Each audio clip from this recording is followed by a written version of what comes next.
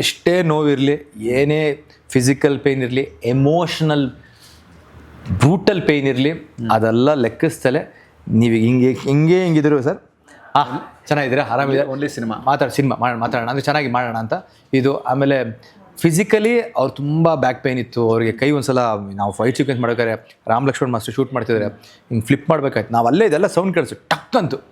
ಓ ಆಯಿತು ಮುಗೀತು ಕತೆ ಇವತ್ತು ಅಂತ ಅಂದ್ಕೊಂಡು ನೋಡಿದ್ರೆ ಆ್ಯಕ್ಚುಲಿ ಒಂದು ಅರ್ಧ ಗಂಟೆ ಬಿಟ್ಕೊಂಡು ಮತ್ತೆ ಶಾರ್ಟಿಗೆ ಬರುತ್ತೆ. ಇಷ್ಟಪ್ಪ ಊದ್ಕೊಂಡಿದೆ, ಅವ್ರು ಸ್ವಲ್ಪ ದಿನ ಹಾಕೊಂಡಿರ್ತಾರೆ ನೋಡಿ, ಕ್ಯಾಸ್ಟ್ ಹಾಕೊಂಡಿದ್ದಾರೆ ಫುಲ್ ಇಷ್ಟಪ್ಪ ಸ್ವೆಲ್ಲಿಂಗ್ ಕಾಣ್ತಿದೆ. ಸ್ಪ್ರೇ ಹೊಡ್ಕೊತಾರೆ, ಹಸಿ ಮತ್ತೆ ಮಾಡ್ತಾರೆ.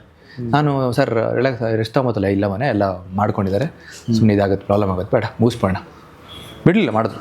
And that is hats off two is commitment towards work ಅಲ್ವಾ. ಅದು ತುಂಬ ಜನರಿಂದ ನೀವು ಕೇಳಿರ್ತೀರಿ, ಹೌದು ತುಂಬ ಕಮಿಟ್ಮೆಂಟ್ ವಿಚಾರಕ್ಕೆ ಈ ಥರ ಅಂತ, ಬಟ್ ಅದು ಡೈರೆಕ್ಟಾಗಿ ಕಣ್ಣಾರೆ ನೋಡಿದಾಗ ಹೌದು it's an experience sir, it's an experience. ಆ ಅನುಭವನೇ ಏನು ಗೊತ್ತಾ, ಇದೆಲ್ಲ ಬೇರೆಯವರು ಊಹಾ ಕೇಳಿ ಮಾತಾಡೋದು ಬೇರೆ. ನೀವು ಕಣ್ಣೆದ್ರು ಅದನ್ನು ನೋಡಿ ನೀವು ಅದನ್ನು ಫೀಲ್ ಮಾಡ್ಕೊಂಡಾಗಲಿ, ಅರೆ ಇದಲ್ವಾ ವಿಷಯ ಅಂದರೆ ಬಹುಶಃ ಜನಕ್ಕೆ ಇದು ಗೊತ್ತೇ ಇಲ್ಲ, ಬೇರೆ ಯಾವುದೋ ಲೆಕ್ಕಾಚಾರದಲ್ಲಿದ್ದಾರೆ, ಬೇರೆ ಏನೋ ನಡೀತಿದೆ, ಇದೇನಿದು ಸತ್ಯ ಇದಲ್ವಾ ಅಂತ ಅನ್ಸುತ್ತೆ. ಇದನ್ನು ಕೂಡ ಯಾಕೆ ಹಂಚ್ಕೋತಿರೋ ಅಂದರೆ ಅಫ್ಕೋರ್ಸ್ ಏನಾಗುತ್ತೆ, ದರ್ಶನ್ ಸರ್ ಬಗ್ಗೆ ಜಾಸ್ತಿ ಮಾತಾಡಿದಾಗ ಏನಾಗುತ್ತೆ, ಅವರೇ ಸಿಟ್ಕೊಂಡ್ರು ಮೈಲೇಜ್ ತೊಗೊತಿದ್ದಾರೆ ಅಂತ ಮಾತು ಬಂದ್ಬಿಡುತ್ತೆ. ಸೊ ಅದಕ್ಕೋಸ್ಕರ ಜಾಸ್ತಿ ಮಾತಾಡ್ತಿಲ್ಲ. ನೀವು ಕಂಡು ಸತ್ಯ ಹೇಳ್ತಿರೋದ್ರಿಂದ ಅಷ್ಟೇ. ಇದನ್ನು ನಾವು ಸೆಟ್ಟಲ್ಲಿ ನೋಡಿದ್ದು 1, 2, ಆಮೇಲೆ ಅವರು ಅಷ್ಟೆಲ್ಲ ಇದ್ರೂ ಬ್ಯಾಲೆನ್ಸ್ ಪಾಯಿಂಟ್.